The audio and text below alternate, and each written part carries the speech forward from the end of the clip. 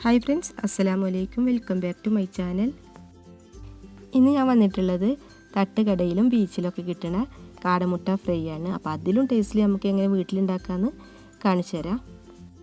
അപ്പോൾ നമുക്കിതിന് വേണ്ടിയിട്ട് ഞാനിപ്പോൾ ഒരു 20 കാടമുട്ട എടുത്തിട്ടുണ്ട്. ഇത് നന്നായിട്ട് കഴുകി കൊണ്ടുവന്ന് വെച്ചതാണ്.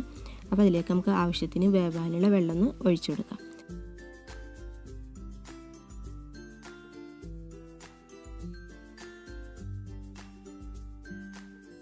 ഇനി ഇതിൻ്റെ കൂടെ ആവശ്യത്തിനുള്ള കുറച്ച് ഉപ്പ് കൂടെ ഉണ്ട് ചേർത്ത് കൊടുക്കുക. ഇനി ഇതൊരു 10 മിനിറ്റോളം ഒന്ന് വേവിച്ചെടുക്കുക. ഇപ്പോൾ കാടമുട്ടൊക്കെ വെന്തിട്ടുണ്ട്. അപ്പം ഇനി നമുക്കിത് പെട്ടെന്ന് തൊണ്ട് കളഞ്ഞ് കിട്ടാൻ വേണ്ടിയിട്ട് ഒരു പാത്രത്തിൽ കുറച്ച് തണുത്ത വെള്ളം ഒഴിക്കുക. അതിലോട്ടിത് ഇട്ട് കൊടുക്കുക. കുറച്ച് നേരം കഴിഞ്ഞിട്ട് തൊണ്ട് കളഞ്ഞാൽ മതി, അല്ലെങ്കിൽ അതിൻ്റെ തൊണ്ടുമ്മലൊക്കെ ഇത് ഒട്ടിപ്പിടിച്ചിട്ടിരിക്കും.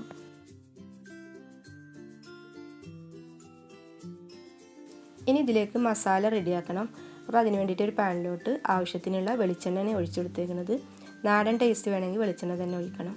പിന്നെ ഇതിലേക്ക് ചെറിയുള്ളി ഒരു 10 എണ്ണം, കൂടുതലെടുത്താൽ അതിനനുസരിച്ച് ടേസ്റ്റ് ഉണ്ടാവും. അപ്പോൾ 10 എണ്ണം ചെറുതായിട്ട് അരിഞ്ഞിട്ടുണ്ട്, അത് ചേർത്ത് കൊടുത്തിട്ടുണ്ട്.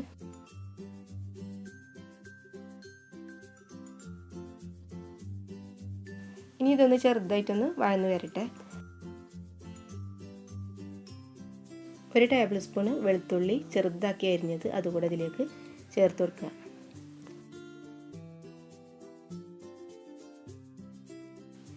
ഇനി ഉണക്കമുളക് ഒരെണ്ണം ചെറുതാക്കിയിട്ടൊന്ന് കട്ട് ചെയ്തിട്ട് ഇട്ട് കൊടുക്കുക. ഇനി ഫ്ലെയിം നന്നായിട്ട് കുറച്ചതിന് ശേഷം 1/2 ടേബിൾ സ്പൂൺ ചെറിയ ജീരകം ചെറുതാക്കിയിട്ടൊന്ന് ചതച്ചത് അതിട്ട് കൊടുത്തിട്ടുണ്ട്. ഇതിൽ ചെറിയ ജീരകം ചേർക്കുമ്പോൾ പ്രത്യേക ടേസ്റ്റാണ്. തട്ടുകടയിലും ബീച്ചിലൊന്നും കിട്ടുന്നതിൽ അതിൻ്റെ ടേസ്റ്റ് ഉണ്ടാവില്ല കേട്ടോ. ഇനി 1/2 ടേബിൾ സ്പൂണ് മുളക് പൊടി.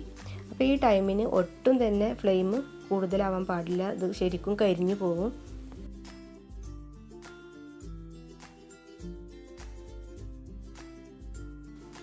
കാൽ ടീസ്പൂണ് ഗരം മസാല ചേർത്ത് കൊടുക്കുന്നുണ്ട്.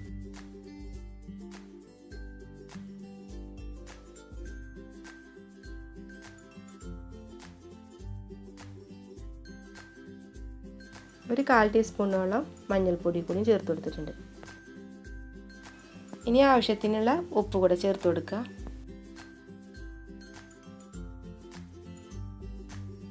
ഇനി നമുക്കിതിലേക്ക് ഒരു 2 ടേബിൾ സ്പൂണ് വെള്ളം ഒഴിച്ചു കൊടുക്കുന്നുണ്ട്.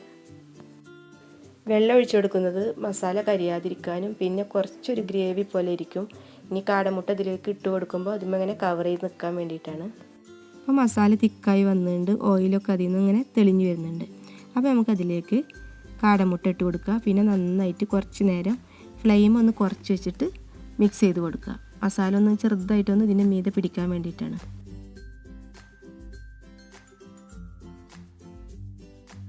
ഈ സമയത്ത് നമുക്ക് കുറച്ച് കറിവേപ്പില ചെറുതാക്കി അരിഞ്ഞത് കൂടെ ചേർത്ത് കൊടുക്കുക. നല്ല സ്മെല്ലായിരിക്കും ഉപ്പ് ഇട്ട് കൊടുത്താൽ.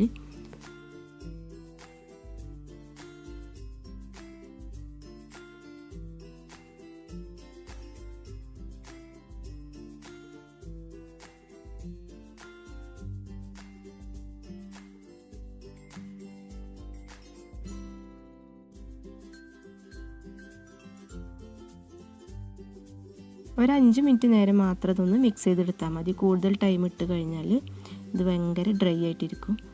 അപ്പോൾ ഇതാ റെഡി ആയിട്ടുണ്ട് നമ്മളെ കാടമുട്ട ഫ്രൈ. അടിപൊളി ടേസ്റ്റാണ്. അപ്പോൾ എല്ലാവരും ഇതെന്തായാലും ഒന്ന് ട്രൈ ചെയ്ത് നോക്കണം. പിന്നെ സബ്സ്ക്രൈബ് ചെയ്യാതെ കാണുന്നവരുണ്ടെങ്കിൽ ഒന്ന് സബ്സ്ക്രൈബ് ചെയ്യുക, ലൈക്ക് ചെയ്യുക, ഷെയർ ചെയ്യുക. അപ്പോൾ ഇൻഷാ അല്ലാഹ് നെക്സ്റ്റ് എപ്പിസോഡിൽ നല്ലൊരു റെസിപ്പിയുമായിട്ട് വരാം.